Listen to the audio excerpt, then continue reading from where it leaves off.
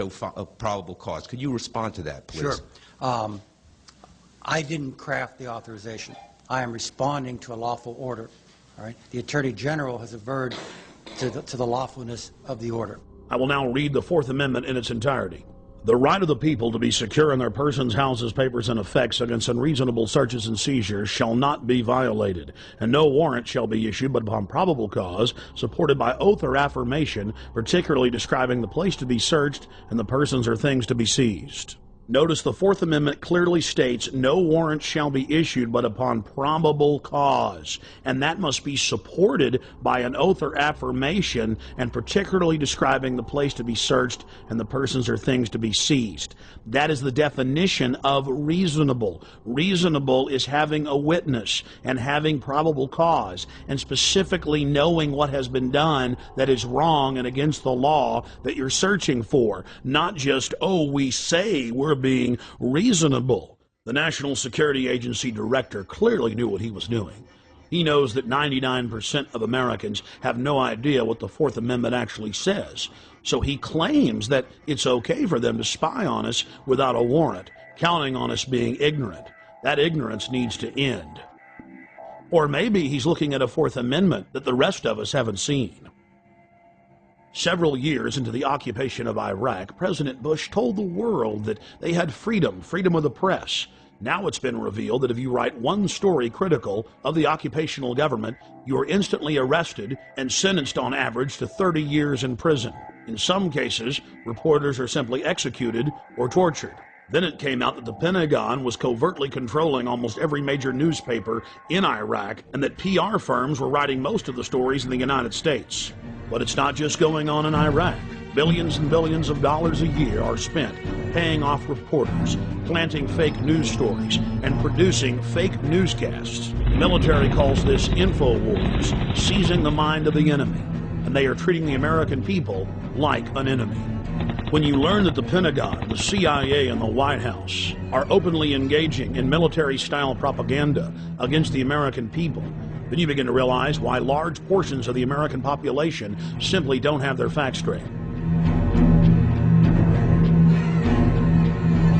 We asked David Shaler about MI5 and MI6 connections to Al-Qaeda. I learned of an operation in which MI6, the British External Intelligence Service, had funded Al-Qaeda to carry out an operation to try and assassinate Colonel Gaddafi of Libya. And once I'd become briefed on a plot in which MI6 was funding our terrorist enemies without government permission, I no longer wanted to be part of that setup. We also spoke with former MI5 agent Annie Mashon, herself a whistleblower, exposing MI5 and MI6 wrongdoing. I went public in conjunction with my partner because we'd seen so many dreadful things going on, and we believe that the British public deserves better protection. My own, not as much government but intelligence services, were carrying out operations in which innocent Libyans died. David was briefed officially by MI6 officers on their attempt to assassinate Colonel Gaddafi by funding Al-Qaeda in Libya. So I felt the need to say something about that. It took a long time to have the courage to be able to do that with the newspapers in this country, but eventually I decided that was the only way forward. We had to leave our friends and family, we had to leave our jobs, our home, everything in London with 3 days' notice because the newspapers suddenly decided to kick into action.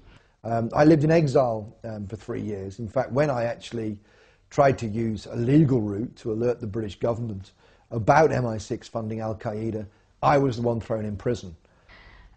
We then tried to negotiate with the government. We tried to say, please take our evidence about the crimes we've seen. The government refused then, and to this day, 8 years on, they are still refusing to take David's evidence and my evidence about crimes committed by our intelligence agencies. We have sources who have told the press, sources in America from the State Department and the CIA have confirmed that payments were made to a group in Libya that was associated with Osama bin Laden. A document actually appeared on the internet which predates the attack and describes exactly the modus operandi, the way of carrying out the attack, the timing of the attack, the people involved, the Islamic extremists and so on, that I described when I went on the record. As a result of the attacks on 7/7, the British people seem much more complacent and will allow the state to infringe their liberties in a way that they wouldn't allow them to do otherwise. While in London, I learned that Parliament had just passed a law that would ban any type of free speech within several miles around the British Parliament building. Blair's approval ratings go up when there is an event. Bush's approval ratings go up when there is an event. What, quote, Muslim extremists in their right mind would carry out an operation that would empower the New World Order global empire whose epicenter is London and New York and D.C.? Why would anybody put up with this? My friends, never give up your liberty. Stand up against tyranny. Learn the truth and find out who has the motive. Find out who has the motive to scare you into submission, to intimidate you, to bully you, into accepting their wars of global war and empire and genocide. At a time like this, I think people are prepared to give up a little bit of their liberty, aren't they? Just a bit. I mean, yeah, it's okay. I mean, if you've got nothing to hide, it's not really a problem, is it? I think we should be just a bit firmer on what we've allowed here. I think we've been too democratic and we've been too soft. What is done to people who wish to demonstrate is increasingly worrying. A lot of demonstrations, both at Genoa, at the G8 at Gleneagles, many other places around the world, there is no wish of those who demonstrate, in my view, for violence. They disagree profoundly with what their governments are doing. I'm not saying whether they're right or wrong. I'm simply saying that they should have the right to do so without harassment, intimidation, or indeed being charged, attacked, and being seriously injured. Because the only ones who are going to be allowed to have the big loudspeakers out in the public areas, just like in China, are going to be the state. I must say one of the things that does concern me is Brian Hoare, who camped outside Parliament in the square which actually faces the parliamentary buildings, faces the large iron gates where ministers come in and MPs go in and out. It may be ignored, he may be laughed at, he may be mocked, but at least he is able to do it, and some people may listen, and you may have more effect than we realise. Now, we call that, recently we used to call that free speech. What about the Freedom Lady, the Statue of Liberty? Well, I did hear a rumor that the Statue of Liberty has been brought in for questioning. She may be with Al-Qaeda. You're probably right. 6 times they've taken me to court. Oh no, we took them to court this time, by the way. We took Mr. Charles Clarke, the Home Secretary, and Mr. Ian Blair, the Commissioner of Police. I was the complainant, they were the defendants, and it was found in my favour. It is very much of concern that we've actually got an Act of Parliament which in one of its sections is clearly designed to prevent him or people like him putting across a message which they feel passionately about and which could be heard within the confines of Parliament. I find that very worrying. I bullhorned Parliament 3 days before the law went into effect. George Bush carried out 9/11. Do you think some people in a cave, were able to have NORAD stand down?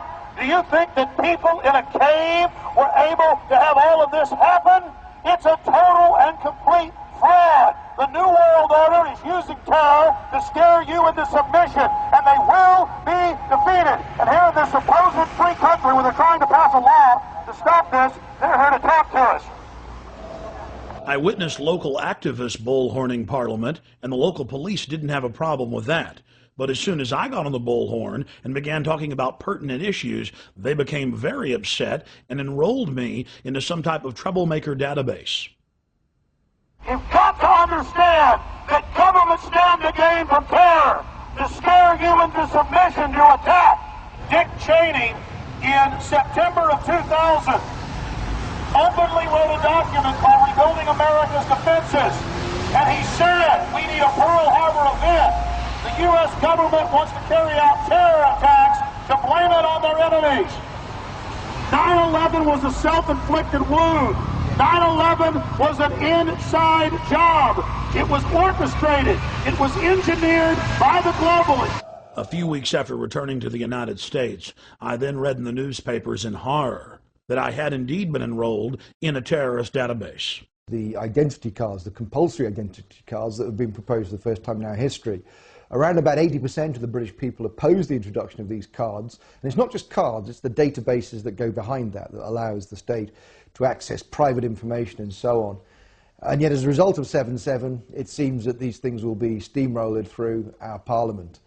Wherever we look at the moment, there are assaults on civil liberties as a result, of course, of the so-called war on terror. Similar guidelines have been implemented inside the United States. A Virginia anti-terror training manual lists property rights activists as potential terrorists. A Texas manual lists those wearing Levi's jeans, having cell phones, and who are, quote, friendly towards the police as potential terrorists. In Arizona, they list those that make frequent references to the U.S. Constitution as potential terrorists. All of these guidelines have been produced by the federal government and distributed at the state level. The federal government itself has told police to be on the lookout for drivers who have road almanacs or driver atlases. All across the planet, governments are restricting free speech and setting up so-called free speech zones to stop their populations from demonstrating. Months later, Paul and Steve Watson came to Texas and joined me live on my radio broadcast to discuss the aftermath of the London bombings. We are joined in studio by Steve Watson and Paul Watson. Guys, you've been in the United States now for about 7 days. How have you liked it? It's been pretty good so far. Obviously, it's all Western culture, so it's pretty similar. When we were in London, I mean, there were so many facets to it. But what was it like to have the police march up to you and tell you to turn your camera off when you were just on a public street interviewing people? Well, I mean, the fear-mongering at the time, we were there right after the bombings, 3 weeks after the first bombings, I believe, but then there was the second failed attempt. So the state of panic was still quite high, even though Londoners basically were apathetic to the attack. They just got on with their lives. They weren't really buying the government propaganda on it. We had case after case where we'd be out on the street doing interviews with people, and we'd be showing the video cameras, and there were people working right there at the Hard Rock Cafe, and I'm like, look at these cameras, they're everywhere, they're in plain view, and the manager comes out and goes, you know, thanks for showing me that, I've never noticed those. What's your name, sir? Charlie. I'm Alex, nice to meet you, Charlie. Alex, how you doing? Good. What do you think of the new symbol of the United Kingdom is going to switch from the Union Jack to the black surveillance camera? Well, you know, there's plenty going on in London, so they need the surveillance cameras everywhere. But I mean, it's going to be the new national symbol, or of course I'm being sarcastic, but really it has become the national symbol. 4+ million surveillance cameras in the great city of London alone. To say about it, you know, I don't even see them there. You don't see them? They don't exist? No. 4 million in the city. That's the first time I've even noticed they're there, and I've been working here a year. Out of sight, out of mind, huh? That's it. That's kind of Orwellian, though. You seem like a smart guy, but did you know only the smartest people in the inner party know how to engage in doublethink and doublespeak, where you don't even notice the cameras that are there? In fact, if you say they're not there, they're not there. Here, together, let's say they don't exist. All right, they don't exist. 2 plus 2 equals 5, hey. Hey, you could get an inner party membership. All right, I'm into it. I mean, that was actual doublethink. Steve, Paul, you want to comment on that? Well, let me read a quote from Orwell from 1984. Doublethink is an unending series of victories over your own memory, reality, control. To know and not to know, to be conscious of complete truthfulness while telling carefully constructed lies, to hold simultaneously 2 opinions which cancelled out knowing them to be completely contradictory and believing in both of them, to use logic against logic to repudiate morality while laying claim to it. And this is exactly what we saw over and over again in London. You've got a nest of, what, 6 or 7 cameras, and people are out there saying they've never noticed them. It's like, it's a survival mechanism to deny reality, but at the end of the day, it's not even a survival mechanism, it's quite dangerous. We were asking the attitudes of taxi drivers about the bombings. They were all quite ambiguous. They kind of believed the government line at that point. Do you ever wonder who's really behind it? Well, I've heard different. There's people who think that other governments are behind it. you know, British governments, American governments, people have said that. Oh, really? You heard some people think it's the government? Yeah. Yeah, I've heard that. Really? How popular is that view? Pretty unpopular, I would have thought. It is straight out of George Orwell's 1984. This poor woman thinks that if you give up your liberty, you supposedly get freedom. Yeah, well, we went to Stockwell tube station where they shot the Brazilian man. We basically noticed this woman who was working on the fruit stall. She'd been interviewed on the BBC, I'd seen her on there, so we went over to interview her. We were talking to her, and Alex asked her if she would sacrifice liberty for security. And she came back with, yes, I'll sacrifice liberty for freedom. I think people should give up their liberty for freedom. Liberty and freedom are the same thing. We then asked her again to clarify, just in case she made a mistake, and she said the same thing again. She was willing to give up liberty for freedom, which is really, it's direct doublethink, because the two things mean the same thing. We found the same mindset in Crawford, Texas, outside Bush's ranch, that we witnessed in England. Populations who are willfully ignorant, who revel in being lied to. Well, we're on our way out to Crawford, where President Bush is vacationing for 5 weeks. He spent about a fourth of his time in the administration out here at his Hollywood set. Though he admittedly is afraid of horses and cows and many other forms of wildlife, and of course he was born in Kennebunkport, Maine, and spent most of his life there, he likes to put on a cowboy hat and a big belt buckle and strut around.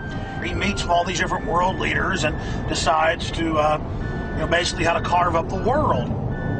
He meets with the Saudi leaders and holds hands with them. He meets with Ariel Sharon.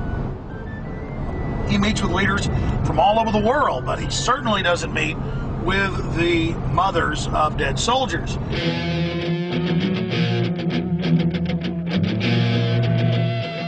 They don't have any skin in the game, so it's easy for them to say, you know, let's keep our troops over there, let's complete the mission, even though we don't even know what the mission is.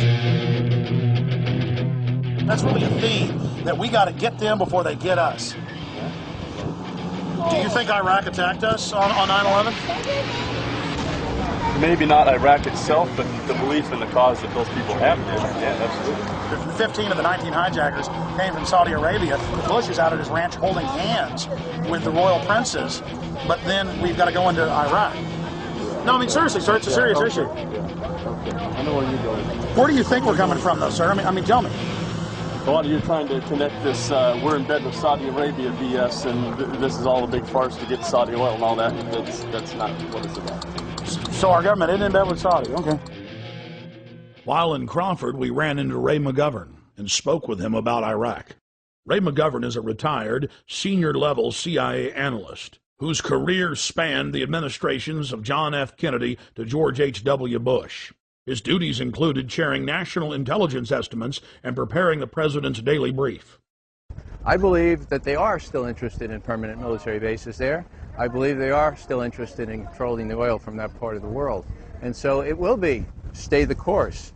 It will be 6, 7, 8 U.S. troops killed every day or every week. And what's below the surface here was revealed to me by a very well-heeled gentleman who came up to me after a speech I made outside of Milwaukee in a very affluent suburb. He said, Mr. McGovern, get real. I mean, what's your problem? He said, you don't have any problem with, you don't deny that we need the oil, do you? And I said, no. He said, well, you know, 6, 7, 8, 10 Marines a week for the oil. You have to admit that's a very, very cheap price for the oil. I said to him, you know, how do I handle this? I said, well, the utilitarian argument is probably the best. I object to it, said I, because we can't do it.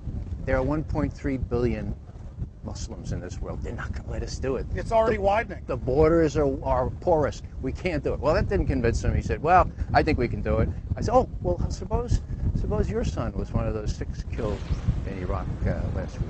And you know what? He looked at me like it had never occurred to him.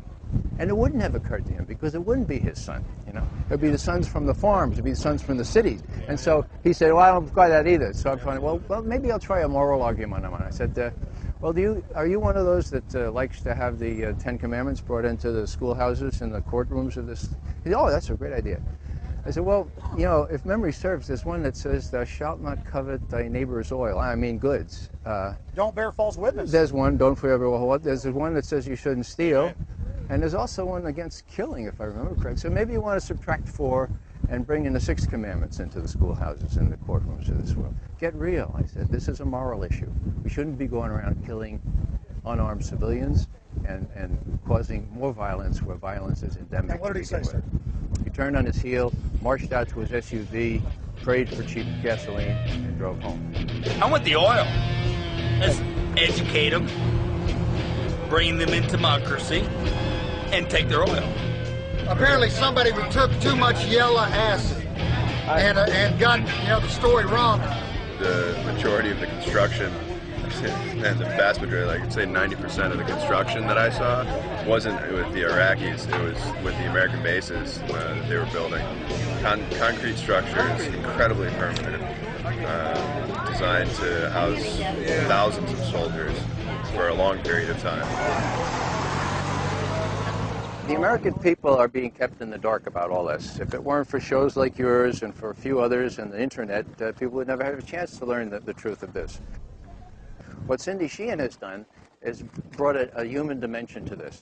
They said, look, people are getting killed, including my son. A lot of Iraqis are getting killed. Why don't we face up to whether this war makes any sense at all? Do we really want to have our young people sacrificed for what? We don't know. We don't know what's going on. To tell you the truth, my kids don't know the things that are involved in the decisions I make at my house. And that doesn't mean that they need to be involved in the decisions, because I know better than they know. It's because I'm more informed, and I'll give him that same benefit. You know, we did elect him. Where have we lost our freedom? All across the... Where? They're using Homeland Security against topless bars. They're using Homeland Security against toy store owners. They're using Homeland Security against pot dealers, and that's wrong. They're using Homeland Security, quote, against gang members. It's admitted. Are you familiar that the Gulf of Tonkin never happened? LBJ tapes have now been released. We went to war. Well, you know, I just got to point out to Wolfowitz and Pearl and Feith and Abrams and Wormsers, you know, people like that, who this has been their plan, and it's about, you know, it's about imperialism. It's about abusing a nation's natural resources. It's about greed and power, and it's nothing about keeping America safe or freedom and democracy for the Iraqi people. You know? I believe that America, right from the start of the Bush administration, has been focused on the use of American military power in order to extend control by America of strategic areas in the world. Now we have the Downing Street minutes, which show that as early as July 23, 2002, the head of British intelligence, just back from Washington, said to his prime minister, it's a done deal, the decision for war is inevitable, the war will be, quote, justified by the conjunction of terrorism and weapons of mass destruction, and intelligence and facts would be fixed around the policy of war. There's the proof that the intelligence, all this justification in quotes for the war, was a fraud from day one. The Project for a New American Century, the think tank, with the report called Strengthening America's Defenses. This is frankly a demand for full spectrum dominance by the United States. I think the most chilling aspect of the Project for a New American Century document is this kind of transformation of our foreign policy, this kind of strengthening of America's defenses is a revolutionary change, and is not going to happen at all quickly, absent a new catalyst of massive proportions, for example, a new Pearl Harbor.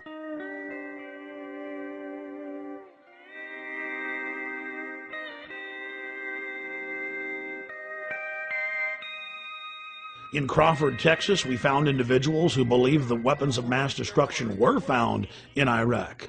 No weapons of mass destruction were found. Are you kidding me? Do you buy that? Yes. Of course there were mass Of course there were. David, there were. This guy would make a great citizen in George Orwell's fictitious 1984. If we took him all away, does that still mean that if he had the capability, would he still? See, that's in the mind. Well, she's got an ad on TV that said he lied, my son died. You know, he didn't lie to nobody. What did George Bush lie about?